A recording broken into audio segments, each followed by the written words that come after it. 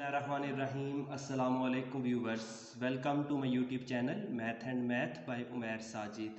आज इस वीडियो में हम सॉल्व करेंगे एक्सरसाइज 12.7 का क्वेश्चन नंबर 1। क्वेश्चन नंबर 1, 2 और 3 अगर आप तीनों देखें तो लिखा हुआ है find the area of triangle, find the area of triangle, find the area of triangle. तीनों में डिफरेंट केसेस गिवन है। केस 1 है कि दो साइड्स और एक एंगल गिवन है।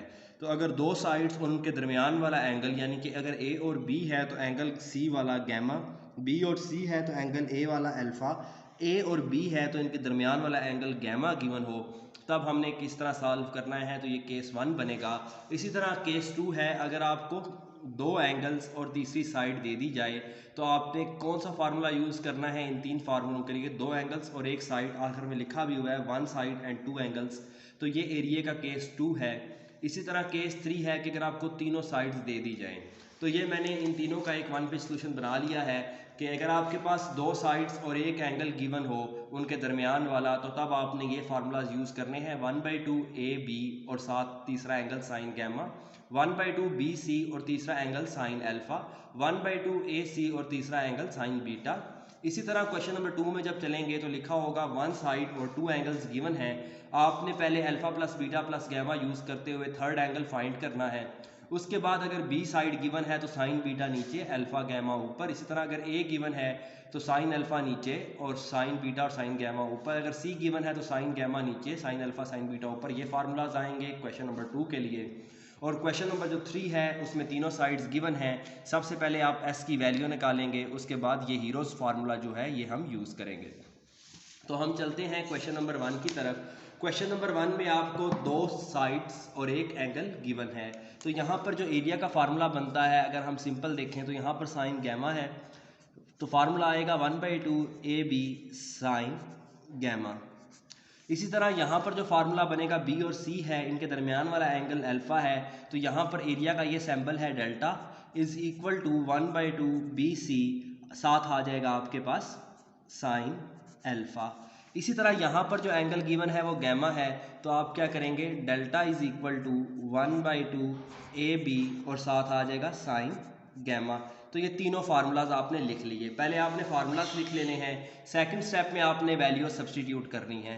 1/2 ए की जगह पर ए की वैल्यू 200, बी की जगह पर बी की वैल्यू 120 और साइन गैमा की जगह पर गैमा की वैल्यू 150 डिग्री। इसी तरह हम नीचे चलते हैं, delta is equal to 1/2 B की जगह पर बी की वैल्यू 37, सी की जगह पर सी की वैल्यू 45 और साथ आएगा साइन अल्फ़ा की जगह पर अल्फ़ा की वैल्यू 30 डिग्री 50 मिनट्स।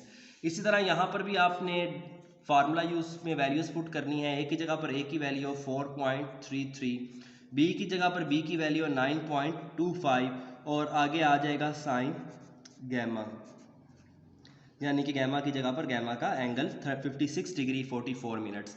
अब आपने डेल्टा की वैल्यूज़ कैलकुलेट करनी है कैलकुलेटर से। इसके लिए आपका पहला स्टेप होगा कि आपने कैलकुलेटर को फिक्स कर लेना है कि हमारे पास जितने भी आंसर्स हैं क्वेश्चन नंबर 1, क्वेश्चन नंबर 2 और क्वेश्चन नंबर 3 के, डेसिमल के बाद आपने पॉइंट के बाद 2 डिजिट्स तक लिखने होते हैं अगर ज़ीरो के अलावा आएँ। तो अब हम सबसे पहले कैलकुलेटर को फिक्स करेंगे और तीनों की वैल्यूज़ निकालेंगे।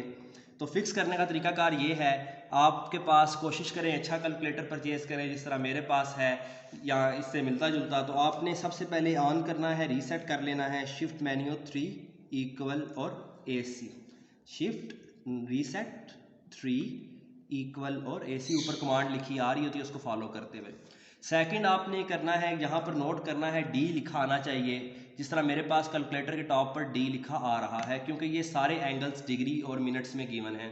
फिर आपने एज इट इज़ लिख लेना है। फ्रैक्शन का सबसे पहले बटन प्रेस करना है, फ्रैक्शन का बटन प्रेस करेंगे 1, नीचे यहाँ से आएंगे लिखेंगे 2, यहाँ से ऊपर जाएंगे 200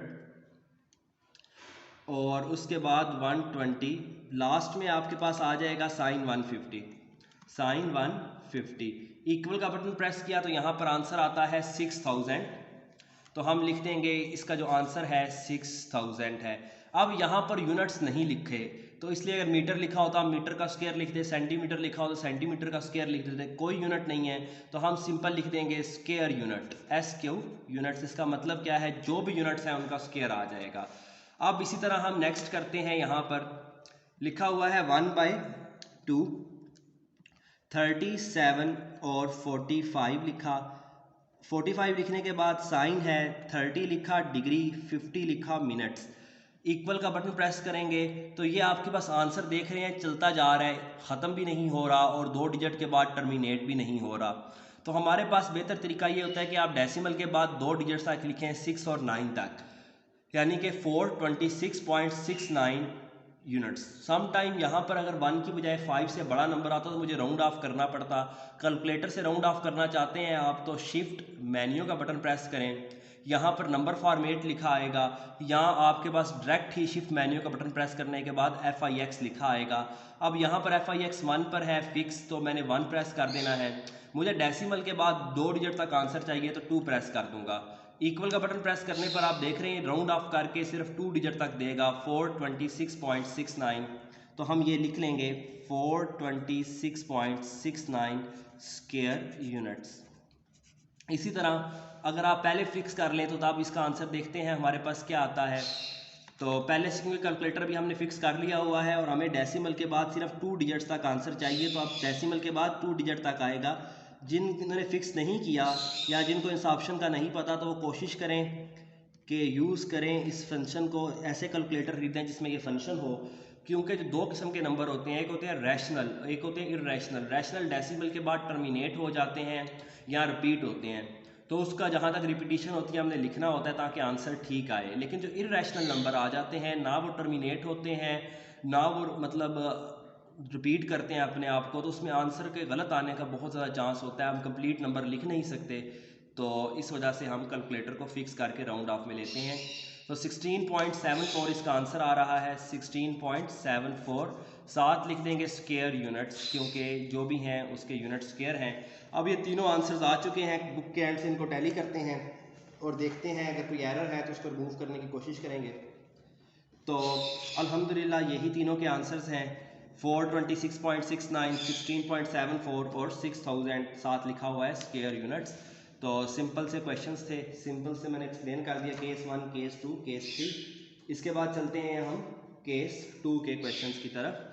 थैंक्स फॉर वाचिंग। अगर आपको मेथड पसंद आया तो चैनल को सब्सक्राइब करें, अपने फ्रेंड्स के साथ ज़्यादा से ज़्यादा शेयर करें और कोई भी वीडियो देखने के लिए साथ बाय उमैर साजिद लिखें, आपको एग्जैक्टली मेरे चैनल की वो वीडियो मिल जाएगी। 9 से लेकर 14 तक आप 20 डेज़ में कर सकते हैं, बहुत इजी है, हर एक वीडियोस अपलोड है। तो अच्छे तरीके से करें और मैक्सिमम नंबर गेन करें। थैंक्स फॉर वाचिंग, मिलते हैं नेक्स्ट वीडियो में।